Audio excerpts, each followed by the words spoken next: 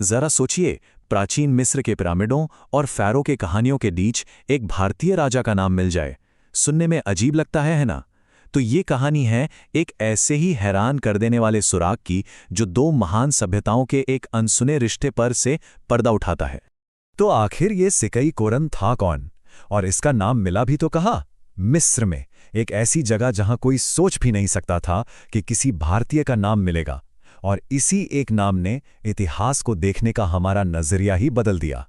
मतलब फ़ैरो की ज़मीन, जहां हर पत्थर, हर दीवार मिस्र की कहानी सुनाती है, वहां एक ऐसा सबूत मिला जो हजारों मील दूर सीधा भारत की तरफ इशारा कर रहा था।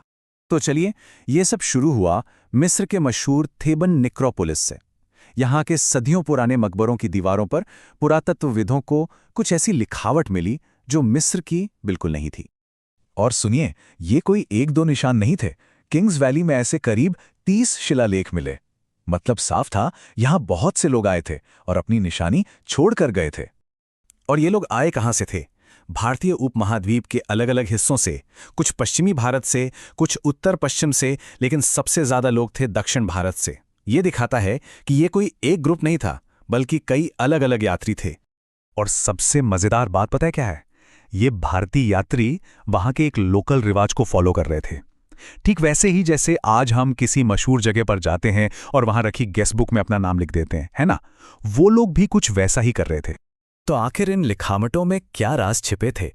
चलिए जरा और गहराई में उतरते हैं और देखते हैं कि इन सुरागों में आखिर था क्या।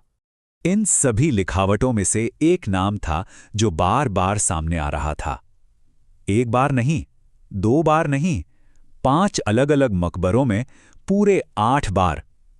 और यही था हमारा सबसे बड़ा सुराग, एक ऐसा नाम जो इस पूरी पहेली को सुलझा सकता था।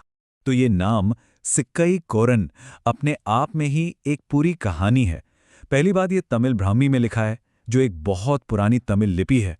फिर इसके मतलब पे आते हैं। सिक्कई का रिश्ता संस्कृत के शब्द शिखा से हो सकता है, जिसका मतलब होता है ताज। और कोरन, ये तमिल शब्द कोरम से निकला है, जिसका मतलब है जीत या राजा। और सबसे बड़ी बात, ये नाम सीधा सीधा दक्षिण भारत के शक्तिशाली चेर राजवंश से जुड़ता है। तो ये सिर्फ एक नाम नहीं था, ये एक शाही पहचान थी। अच्छा, एक और शिलालेख मिला, जो किसी राजा के बारे में नहीं, बल्कि ऐसा लगता है जैसे किसी आम ट्रैवलर ने अपने दिल की बात लिख दी हो। इसका मतलब बहुत सीधा सा है। कोपान आया और उसने देखा। अरे, ये तो बिल्कुल आज के ज़माने के किसी टूरिस्ट जैसा लगता है ना? ये दिखाता है कि हम सब में एक ही इच्छा होती है कि हम जहां जाएं अपनी एक छाप छोड़ आएं। वहां सिर्फ यही नाम नहीं थे, सातन और किरण जैसे और भी नाम मिले। इससे ये पता चलता है कि ये कोई एक अकेला इंसान या ग्रुप नहीं था। उस जमाने में बहुत से भारतीय मिस्र का इतना लंबा सफर तय कर रहे थे। तो मिस्र की एक दीवार पर मिला ये एक नाम, एक बहुत बड़े, बहुत पुराने नेटवर्क का दरवाजा खोलने वाली चाबी साबित हुआ। मतलब ये खोज सिर्फ मिस्र की नहीं थी, इसने तो भारत और मिस्र के बीच के एक ऐसे रिश्ते पर से पर्दा उठाया जिसके बारे में किसी ने सोचा भी नहीं था। अब जरा देखिए कि कैसे सारी कड़ियां एक दूसरे से जुड़ती हैं। कहानी शुरू हुई मिस्र के किंग्स वैली से, जहां कोरन नाम मिला। फिर वैसा ही एक नाम कोरुप्पुमान लाल सागर के एक बड़े बंदरगाह बेरनेके में मिला। और फिर यही कोरन नाम हजारों मील दूर भारत में चेर राजाओं की राजधानी पुगलूर के शिलालेखों में भी मिला। और तो और पुराने तमिल संगम साहित्य में भी इसका जिक्र है। देखिए कैसे एक एक करके सारे सबूत जुड़ते चले गए। और भारत में जो शिलालेख मिले, उनसे हमें इसका टाइम भी पता चल गया। बात हो रही है दूसरी तीसरी शताब्दी ईस्वी की। ये वही दौर था जब चेर राजा कोर्रन नाम का इस्तेमाल कर रहे थे। तो अब हमारे पास सिर्फ जगह ही नहीं थी, बल्कि एक पक्का टाइम फ्रेम भी था जो इन सबको एक साथ जोड़ रहा था। तो इन सब का असली मतलब क्या निकलता है? ये कहानी सिर्फ कुछ टूरिस्ट के नाम लिख देने से कहीं कहीं ज्यादा बड़ी है।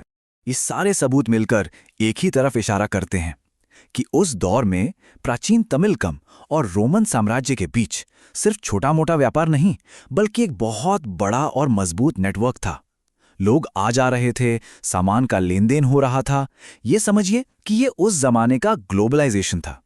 तो सबसे जरूरी बात जो हमें समझनी है वो ये है कि ये दीवारों पर लिखे सिर्फ कुछ नाम नहीं हैं, ये उस प्राचीन ग्लोबलाइजेशन के जीते जागते सबूत हैं। ये हमें दिखाते हैं कि हमारी दुनिया जैसी आज एक दूसरे से जुड़ी है, वैसी ही हजारों साल पहले भी थी। और ये पूरी खोज अपने पीछे एक बहुत बड़ा सवाल छोड़ जाती है।